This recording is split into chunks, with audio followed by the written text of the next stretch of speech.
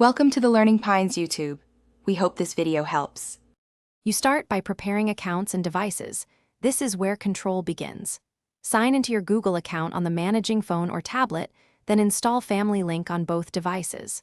Once done, open Family Link and tap to create or link a child account. Follow the prompts to verify your parent status.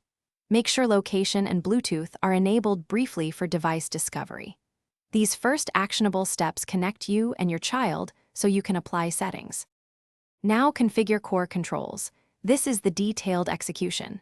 In Family Link, choose your child and open controls, then screen time to set daily limits and a device bedtime so usage ends automatically. Next, tap Apps to review installed apps, block or require approval for new installs, and restrict in-app purchases. Then open Filters to enable Safe Search and set content restrictions for Google Search and Chrome, so inappropriate content is reduced across their browsing and apps.